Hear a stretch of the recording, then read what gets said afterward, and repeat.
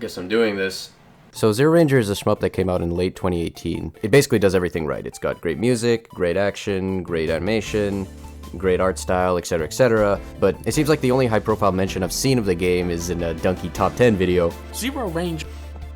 And, well, he does dump a bunch of praise onto the game in that video.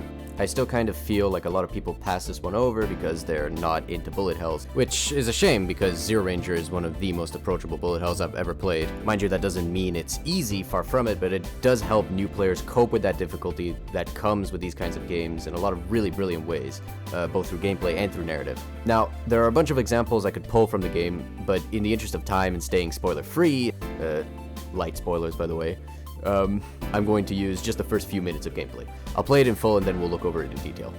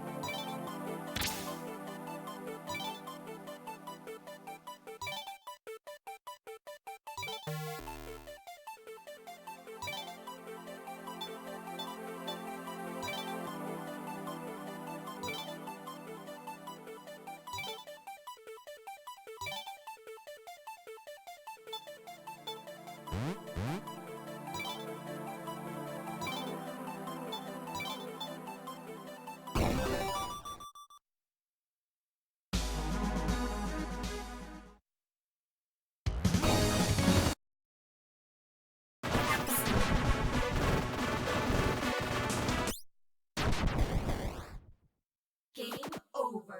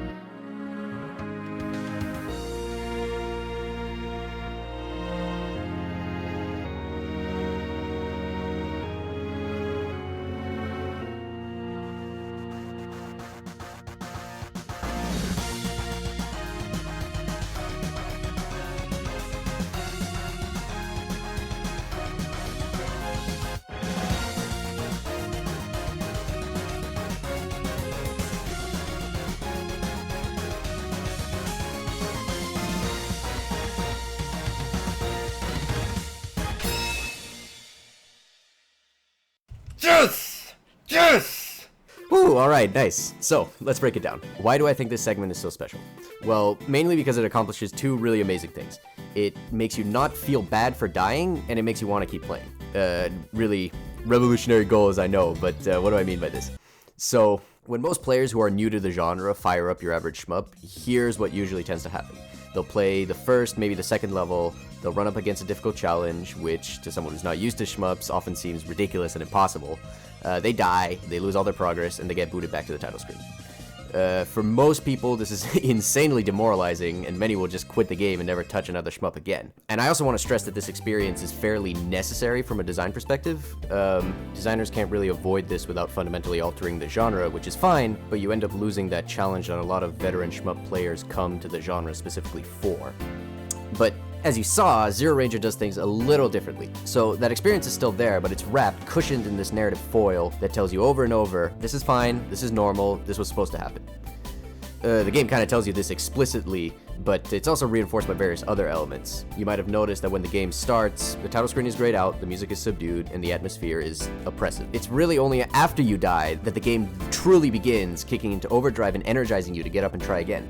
And you want to try again, because even if you are back at the title screen, you still remember gaining something permanent at one point. If nothing else, you want to keep playing to find out what that is. There's also some other narrative stuff that might have caught your eye. And then on the gameplay side, you'll probably be happy to find out that the more you play, the more checkpoints and continues you'll earn, feeding into this meta game loop that allows most players to experience everything, even if they're not very good. And that's not even mentioning how well the Buddhist themes play into this whole idea of a cycle of reincarnation.